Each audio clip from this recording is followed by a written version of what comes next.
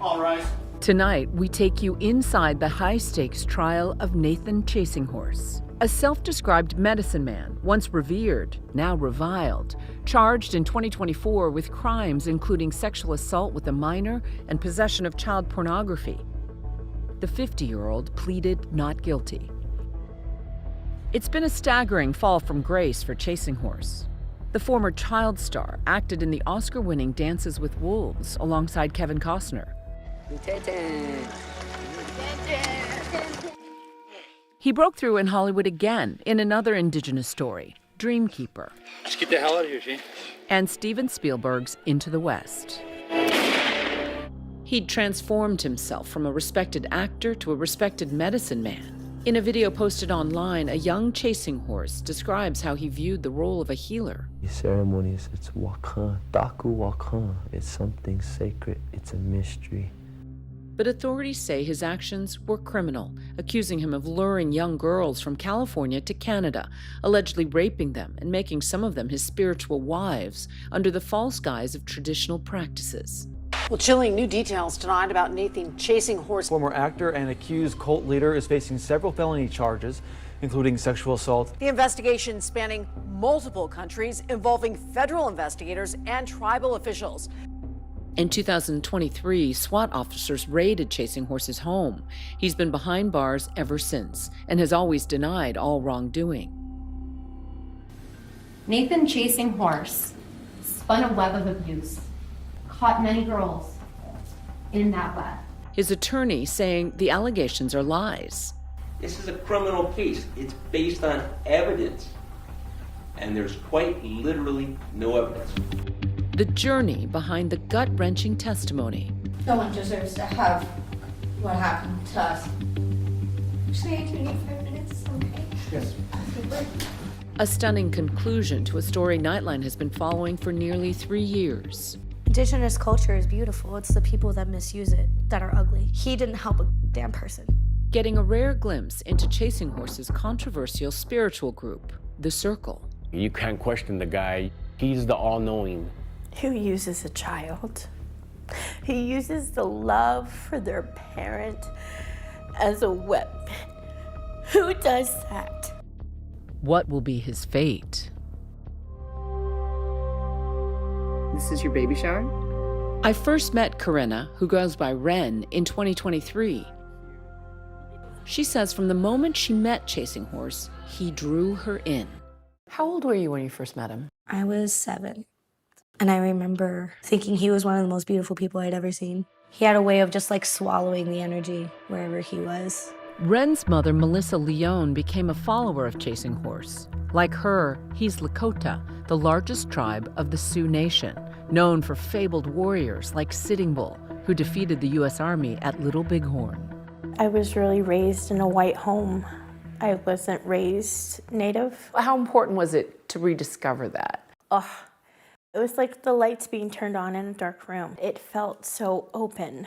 It felt so loving. Ren and Melissa say they believed Chasinghorse for more than a decade. He kept his inner circle close, Ren and Melissa a part of it, accompanying him in videos posted online. He used our spirituality to trap us. As she got older, Ren's talent in traditional dances, like jingle dancing, was often showcased at powwows. Chasinghorse would have her upload these videos to YouTube. In 2012, Melissa says she was given a grim cancer diagnosis, and she turned to her spiritual leader, Chasinghorse. He said, that's okay. Send Ren and ask for ceremony. So Ren obeyed. She went to see Chasinghorse at his Vegas home. She says she had no idea she was walking into danger. He had taken me into a closet. And the spirits had come in. There was a rattle. They had said that my mom had gotten sick because of her own anger. So you were asked to sacrifice yourself to save your mom? Yeah. He said that it would cost me my virginity. I had tried saying no at first.